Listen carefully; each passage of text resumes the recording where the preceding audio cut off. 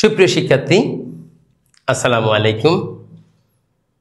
আমরা চলে আসলাম time value of মানির পরবর্তী লেকচারে। এই লেকচারে আমরা আর একটা মেথড এনইউটি নিয়ে ডিসকাস করব। তাহলে দেখা যাক এনইউটি বা বার্ষিক বৃত্তি কি। নির্দিষ্ট সময় পরপর সমপরিমাণ টাকা পাওয়া গেলে অথবা প্রদান করা হলে তাকে বার্ষিক বৃত্তি বলে বা এনইউটি বলে। তাহলে এখানে দুইটা বৈশিষ্ট্য অবশ্যই থাকতে হবে, তাহলেই সেটা এনইউটি হবে। নির্দিষ্ট সময় পরপর, অর্থাৎ দিনে হলে প্রতিদিনেই হতে হবে, মাসে হলে প্রতি মাসেই হতে হবে, বছর হলে প্রতি বছরেই হতে হবে। নির্দিষ্ট সময় পরপর হতে হবে এবং টাকার পরিমাণটা সমান হতে হবে, তাহলে সেটাকে আমরা এনইউটি বলবো। এনইউটি 4 প্রকার। আমি আবারও বলছি, এনইউটি কয় প্রকার? 4 প্রকার। সাধারণ বৃত্তি, অগ্রিম বৃত্তি, চিরস্থায়ী বৃত্তি এবং বিলম্বিত বৃত্তি। আমরা এই লেকচারে বেসিক্যালি দুইটা নিয়ে ডিসকাস করব, যদিও আমরা সবগুলো ডেফিনেশনটা শিখে রাখবো, কিন্তু আমাদের মূল কনসেন্ট্রেশন থাকবে দুইটাতে। সাধারণ বৃত্তি, তাহলে সেটা আমরা কাকে বলে জেনে নিই। সমপরিমাণ টাকা প্রতি সময়কালের শেষে পাওয়া গেলে অথবা প্রদান করা হলে তাকে সাধারণ বৃত্তি অথবা অর্ডিনারি এনইউটি বলে। তাহলে আমাদেরকে ইংলিশটাও জেনে রাখতে হবে। সাধারণ বৃত্তির ইংরেজি হচ্ছে কি? Ordinary NUT. তাহলে এখানে সমপরিমাণ টাকাটা প্রতি সময়কালের শেষে পাওয়া গেলে অথবা প্রদান করা হলে, তাহলে কিস্তির টাকাটা প্রতি সময়কালের শেষেই হবে। আর অগ্রিম বৃত্তি কি? সমপরিমাণ টাকা প্রতি সময়কালের শুরুতেই পাওয়া গেলে অথবা প্রদান করা হলে তাকে অগ্রিম বৃত্তি অথবা এনইউটি বলে। অগ্রিম বৃত্তির ইংরেজি হচ্ছে এনইউটি। তাহলে এখানে সমপরিমাণ টাকা অর্থাৎ কিস্তির টাকাটা প্রতি সময়কালের শুরুতে হবে। তাহলে সাধারণ বৃত্তি অথবা অর্ডিনারি এনইউটি যেখানে কিস্তির টাকাটা শেষে হবে, আর অগ্রিম বৃত্তি অথবা এনইউটি ডিউর ক্ষেত্রে কিস্তির টাকাটা শুরুতে হবে। এখন আমরা দেখব বিলম্বিত বার্ষিক বৃত্তি বা বিলম্বিত বৃত্তি কি। বৃত্তি প্রদান বা প্রাপ্তি এখন শুরু না হয়ে ভবিষ্যতের কোনো সময়ে শুরু হবে এমন শর্ত থাকলে সেটাকে বিলম্বিত বৃত্তি বা ডেফার্ড এনইউটি বলে। তাহলে এখন শুরু না হয়ে কিস্তির টাকাটা কখন শুরু হবে? নির্দিষ্ট একটা সময় পর থেকে শুরু হবে। এরকম শর্ত যখন থাকবে তখন সেটাকে আমরা বিলম্বিত বৃত্তি অথবা ডেফার্ড এনইউটি বলবো। আর একে নিয়ে আমরা এত বেশি ডিসকাস করব না, এটার জন্য আলাদা একটা লেকচার আছে, সেখানে আমরা এটা ডিটেলস বলবো। আর চিরস্থায়ী বৃত্তি কি? তাহলে নাম দেখেই বোঝা যাচ্ছে চিরস্থায়ী, যেখানে নির্দিষ্ট সময়ের কথা উল্লেখ থাকবে না। এটা এক ধরনের সাধারণ বৃত্তি যার বহিঃপ্রবাহ বা আন্তঃপ্রবাহ ভবিষ্যতে নির্দিষ্ট সময় পর্যন্ত চলতে থাকবে। এইসব বৃত্তির মেয়াদ অসীম। কানাডা এবং যুক্তরাজ্যে এই ধরনের বৃত্তিকে কনসোলস বলে, আর ইউএসএতে এই ধরনের বৃত্তিকে পারপেচুইটি বলে।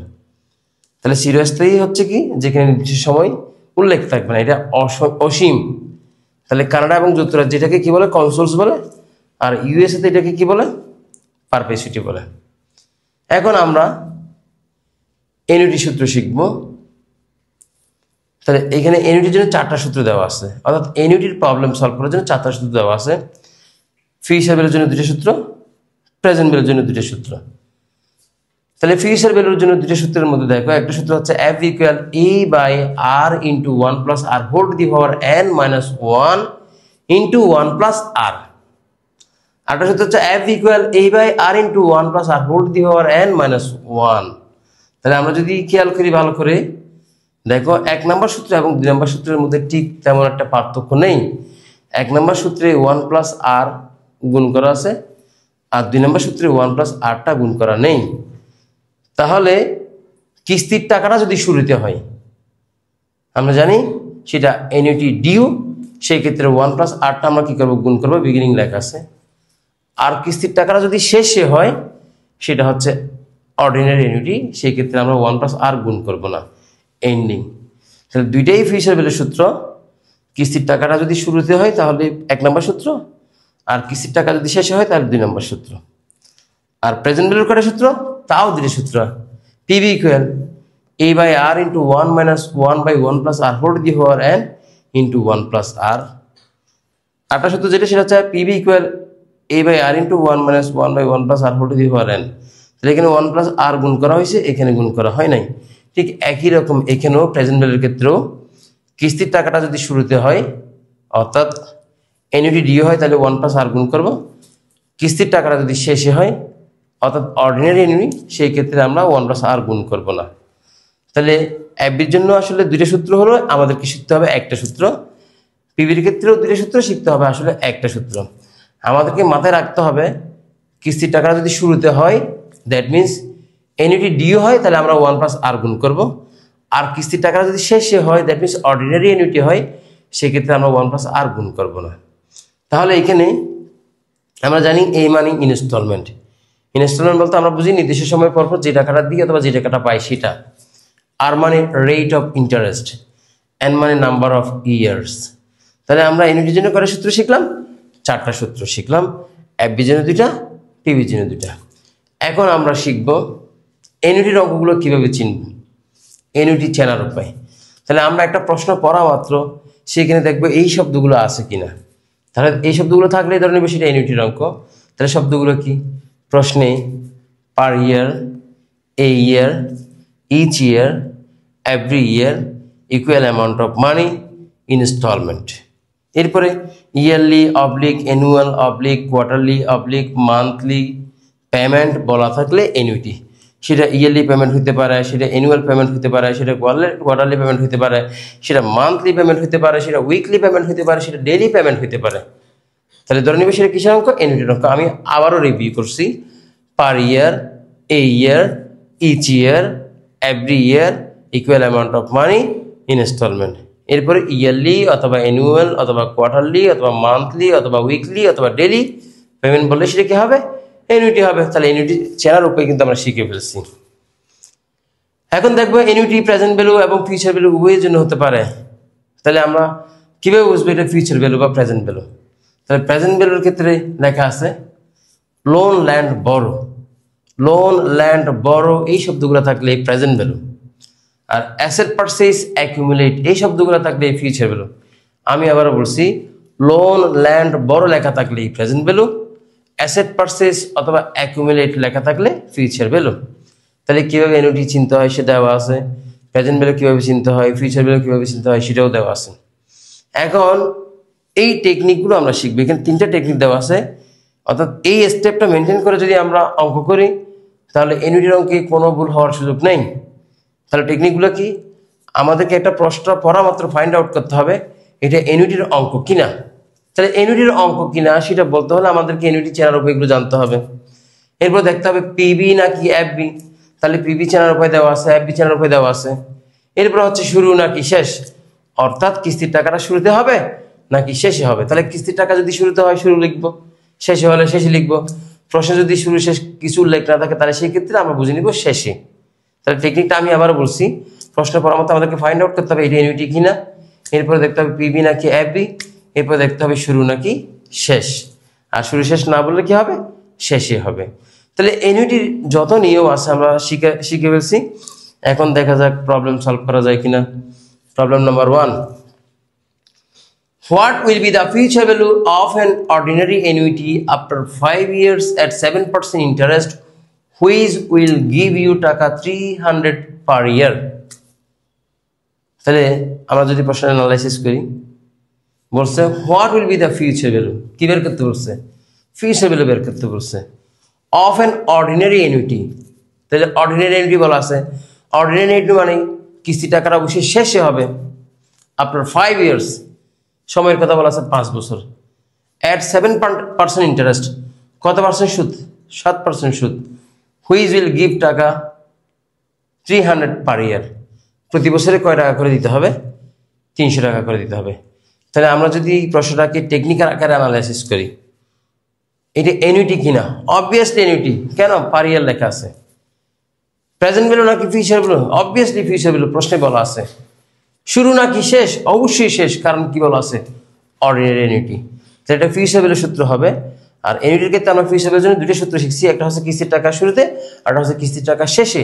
এখানে যেহেতু অর্ডিনারি অ্যানুইটি বলা আছে তাহলে অবশ্যই কিস্তির টাকা শেষে, তাহলে FB equal a by r into 1 plus r whole to the power n minus 1।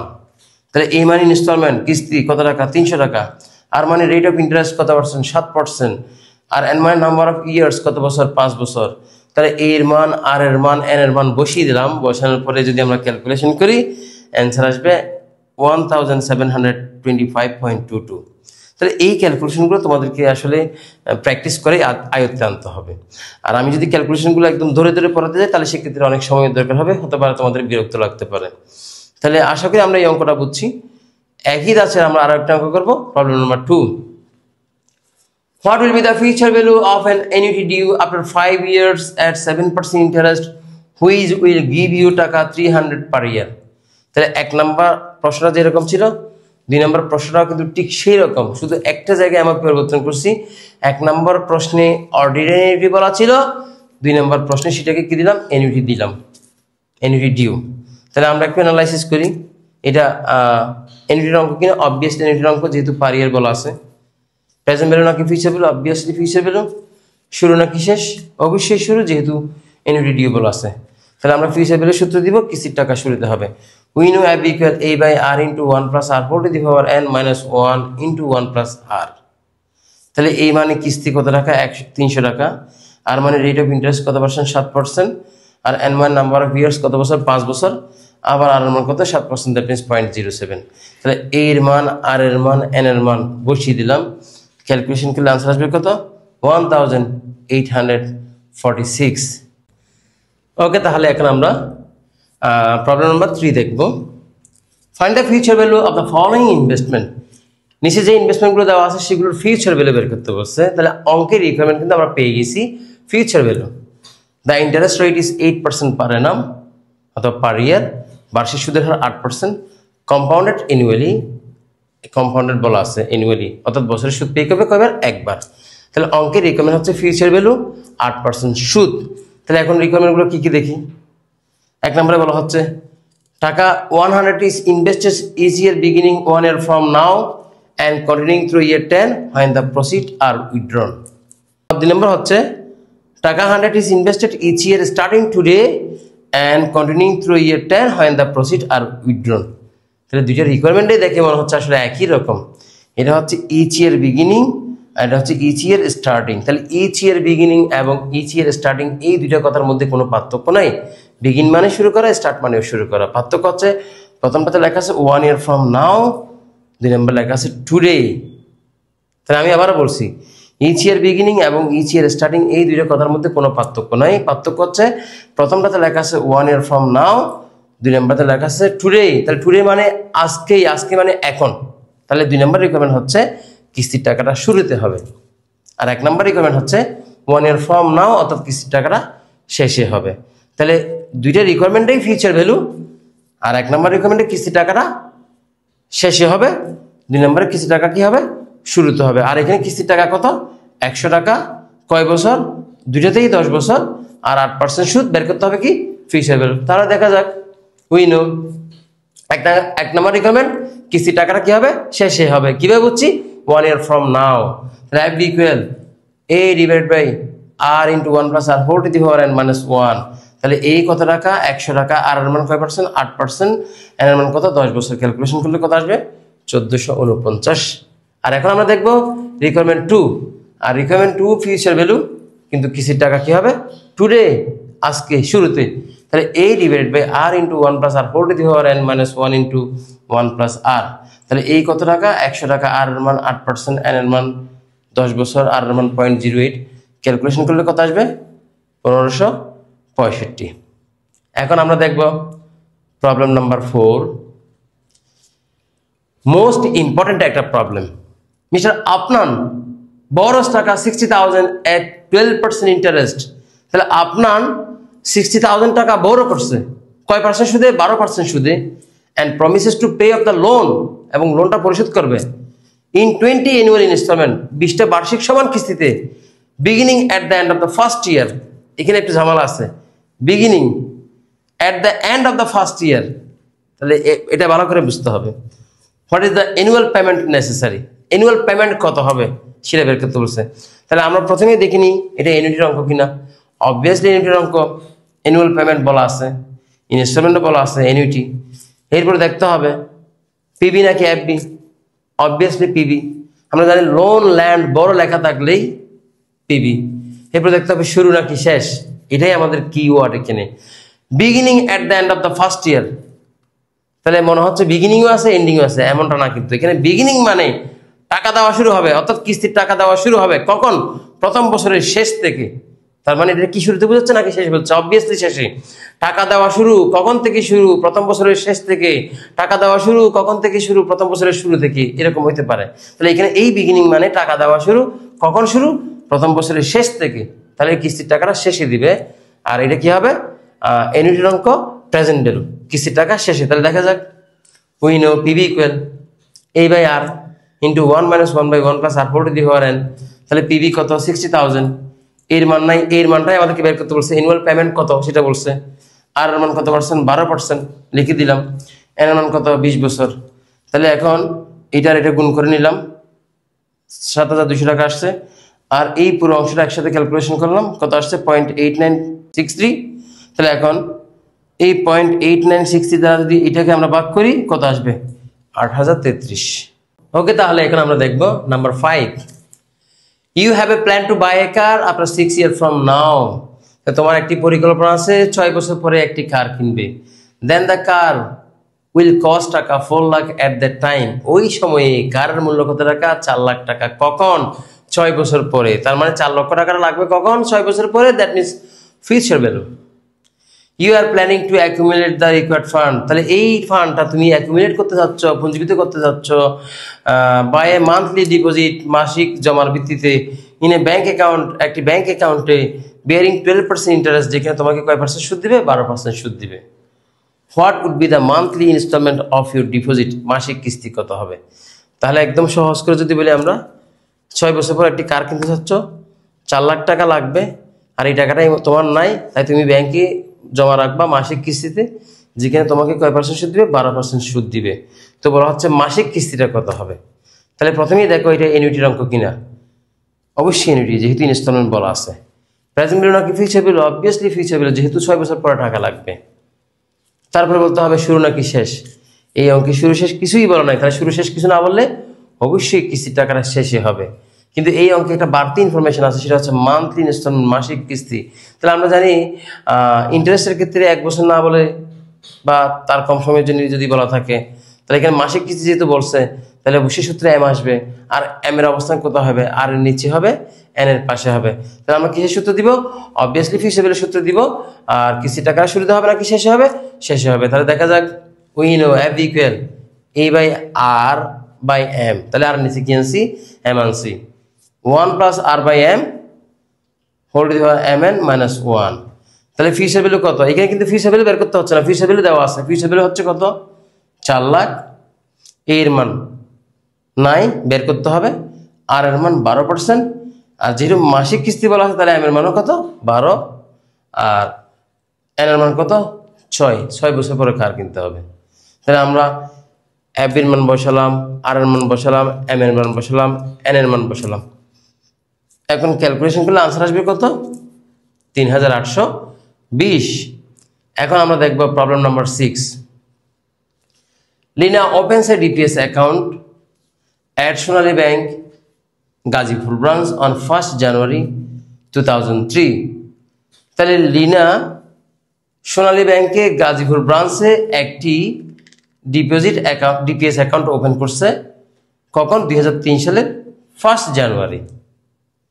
She deposits টাকা 100 at the beginning every week into her DPS account। সে তার ডিপিএস অ্যাকাউন্টে প্রতি সপ্তাহের শুরুতে 100 টাকা জমা করে। Sonali bank offers 12.50% interest compounded weekly. তাহলে সোনালী ব্যাংক তাকে কত পার্সেন্ট সুদ দিবে? 12.5% সুদ দিবে, কিন্তু কি বলা আছে? কম্পাউন্ডেড উইকলি বলা আছে।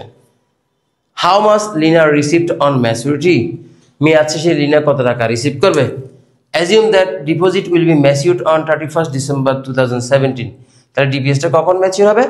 2017 সালের 31 ডিসেম্বর। তাহলে আমরা প্রথমেই দেখিনি এটা অ্যানুইটির অঙ্ক কিনা। অবভিয়াসলি অ্যানুইটি কি বলা আছে? আমি বলছিলাম পার year, a year, each year, every year. তাহলে every year, every month, every quarter, every week হইতে পারে। তাহলে এখানে এভরি উইক বলা আছে মানে অবশ্যই এটা অ্যানুইটির অঙ্ক।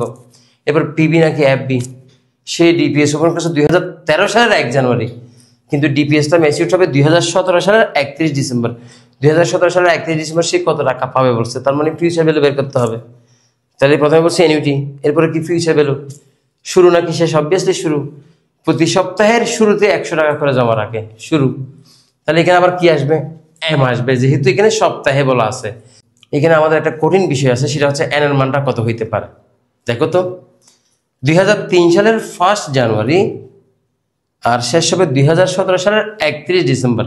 তাহলে 2003ও কাউন্ট করতে হবে, 2017ও কি করতে হবে, কাউন্ট করতে হবে। তাহলে 2003 সালের 1 জানুয়ারি শুরু হবে আর শেষ হবে 2017 সালের 31 ডিসেম্বর। তার মানে 2003 কাউন্ট করতে হবে, 2017 কাউন্ট করতে হবে। এন এর মান কত হবে, অবভিয়াসলি 15 হবে। তোমরা বুঝবা 2003 থেকে 2017 দুইটাই কাউন্ট করতে হবে। তাহলে সূত্র কোনটা হবে, প্রেজেন্ট ভ্যালু নাকি future value, obviously future value. আর শুরু নাকি শেষ, অবভিয়াসলি শুরু, যেহেতু বিগিনিং বলা আছে। তাহলে এখন আমরা দেখি solution. F equal a by R by M into 1 plus R by M whole to the power mn minus 1 into 1 plus R by M. তাহলে এখানে আর বাই এম কেন আসছে, অর্থাৎ এখানে এম কেন আসছে, যেহেতু এখানে বলা ছিল এভরি উইক। তাহলে উইকলি বলা আছে মানে আমাদেরকে সূত্রে এম আনতে হবে, আর এমটা কোথায় আসবে, আর নিচে এন এর পাশে। তাহলে প্রতি সপ্তাহে কত টাকা জমা করবে, 100 টাকা জমা করবে। আর মান 12.5%, দ্যাট মিনস 0.125। এম এর মান 52, যেহেতু উইকলি বলা আছে। আর এন এর মান কত হবে বলছিলাম, 15 বছর। কিভাবে, 2003 সালের 1 জানুয়ারি থেকে শুরু করে 2017 সালের 31 ডিসেম্বর, 15 বছর। আর বিগিনিং হওয়ার কারণে এখানে 1 প্লাস আর বাই এমটা আমরা কি করছি, গুণ করছি। এখন এর মান, আর এর মান, এম এর মান, এন এর মান বসিয়ে দিলাম। ক্যালকুলেশন করলে আনসার আসবে কত, 2,28,795। তাহলে এই লেকচারে আমরা ইউনিটি কি, ইউনিটির প্রকারগুলো শিখছিলাম এবং ইউনিটির জন্য আমরা 4টা সূত্র শিখছি। এই সূত্রগুলোর আলোকে আমরা আসলে অনেকগুলো প্রবলেম সলভ করছি। আশা করি তোমরা বুঝতে পেরেছো। না বুঝলেও কমেন্ট সেকশন আছে। এতক্ষণ সাথে থাকার জন্য ধন্যবাদ। আল্লাহ হাফিজ।